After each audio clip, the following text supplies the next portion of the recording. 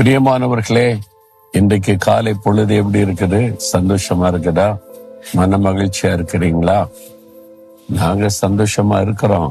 நீங்க நிக்கிற இடம் பார்த்தா வித்தியாசமா இருக்குதுன்னு பாக்குறீங்களா? கடற்கரை. உலகத்துல எங்க போனாலும் நிறைய தேசங்கள் கரையில் அமைஞ்சிருக்குல்ல. இது இந்தியாவில கேரளா மாநிலத்தில் இருக்கிற கொச்சின் என்கிற பட்டணத்தினுடைய கடல் பகுதி. இங்க வித்தியாசமா மீன் பிடிக்கிறாங்க. பொதுவா தூண்டில் போட்டு மீன் பிடிப்பாங்க, வலை வீசி மீன் பிடிப்பாங்க, எல்லாம் பார்த்துட்டோம்ல. இது அப்படியே வலையை உள்ள இறக்கி இருக்கிறாங்க. கொஞ்ச நேரத்துல அப்படியே மேல தூக்குனா நிறைய மீன்கள் இருக்கிறது. இது சீனா வலை அப்படின்னு சொல்றாங்க.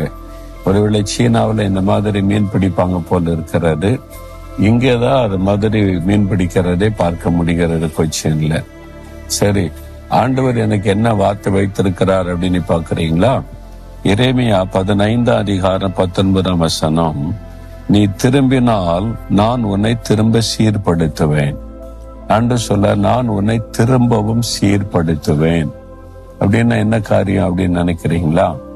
அதாவது ஒரு வாலிப மகள் அமெரிக்காவுடைய தென் பகுதியில, தென் அமெரிக்கா இருக்குல்ல, அதுல குவாட்டமாலா அப்படின்னு ஒரு பட்டணம் இருக்கிறாரு. அந்த பட்டணத்துல வாழ்ந்த ஒரு மகளுடைய வாழ்க்கை இது. முதல்ல நல்லா தான் இருந்த. சின்ன வயசுல பக்தியா இருந்தா, சர்ச்சுக்கு போறது வர்றது, பெற்றோர் நல்ல பழக்கத்துல வளர்த்திருந்தாங்க. வாலிப வயதான உடனே பாருங்க, கண்களின் நிச்சை, மாமிசத்தை நிச்சை, திரும்பினபடி வாழணும், அதனால அனுபவிக்கணும்னு சொல்லி போய் அவள் ஆண்டவரை விட்டு தூரமா போய்விட்டாள், பெற்றோரை விட்டு தூரமாய் போய்விட்டாள். அதனால் இஷ்டப்படி வாழ்ந்து பாவத்தின் நிமித்தமா ஒரு வியாதி அவளை தாக்கி விட்டாரு. வியாதியில பாதிக்கப்பட்டு எலும்பு தோலுமாகி அவள் ஒரு குடிசைக்குள்ள, கடைசி நில ஒரு குடிசைக்குள்ள வியாதி படுக்கையிலே படுத்திருந்தாள். அவளை நேசிக்கவோ கவனிக்கவோ யாருமே வரமாட்டாங்க.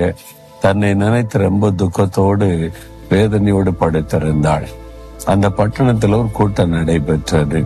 ஒரு பெரிய ஊழியக்காரர் T.L. ஆஸ்பான் என்கிற ஒரு ஊழியக்காரர் பெரிய கூட்டம் நடத்தினார். லட்சக்கணக்கான மக்கள் கூடினாங்க. அந்த ஊர்ல இருந்து சில கிறிஸ்தவ பிள்ளைகளுக்கு இந்த வாலிப மகள் குடிசையில சாக கடற்கரையாலே படுத்து இந்த மகளை குறித்து அறிந்திருந்ததுனால அவனுக்குள்ள ஒரு பாரம். இவளை அந்த கூட்டத்தை கூட்டிட்டு போனா ஏசு அவளை குணமாக்கிடுவாரு அப்படின்னு சொல்லி இவங்க போய் அவள்கிட்ட பேசினாங்க. இந்த கூட்டத்துக்கு நீ வா, இயேசு கிறிஸ்து உன்னை நேசிக்கிறார், அவர் உன்னை சரிப்படுத்திடுவார், சுகமாக்கிடுவார். நீ அவள் சொன்னாள், என் வாழ்க்கை பாவத்தினால நாசமா போச்சு, இனி என் வாழ்க்கை அவ்வளவுதான் முடிஞ்சது.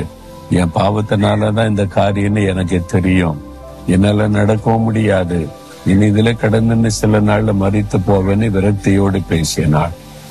அவங்க சொன்னாங்க, இல்ல, இயேசு உன்னையும் நேசிக்கிறாரு, உனக்கும் ஒரு புது வாழ்க்கை இருக்குது, இயேசுவால உனக்கு ஒரு புது வாழ்க்கை தர முடியும், அவர் எல்லாத்தையும் சீர்படுத்தி விடுவார், அதனால நடந்ததெல்லாம் நினைச்சு நீ துக்கப்படாத, இந்த பாவத்தெல்லாம் மாற்றி சரிப்படுத்த இயேசுவால முடியும் அப்படின்னு. என்னால நடக்க முடியாத, நாங்க ஒரு வண்டி கொண்டு வர்றோம், அந்த வாகனத்துல வச்சு உன்னை கூட்டிட்டு போறோம்னு சொல்லி அவளை தூக்கி அந்த வாகனத்துல வச்சு அந்த மீட்டிங் கூட்டு பின்னால கூட்டத்தின் பின்பகுதியில வாகனத்தை நிறுத்தியிருந்தாங்க. அவள் படுக்கையில் இருந்து கொண்டே அந்த வசனத்தை கேட்டுக்கொண்டிருந்தாள்.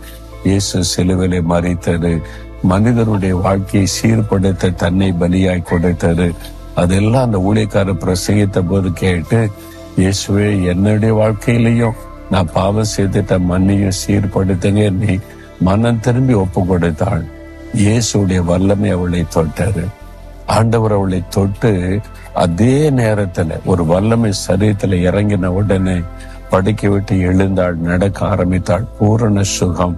அப்படி வாழ்க்கையே புதிதாய் மாறிவிட்டது. அதன் பிறகு பாவத்தை விட்டு விலகி ஒரு பரிசுத்த வாழ்க்கை வாழ ஆரம்பித்து மகிழ்ச்சியான ஒரு வாழ்க்கை வாழ்ந்தாள்.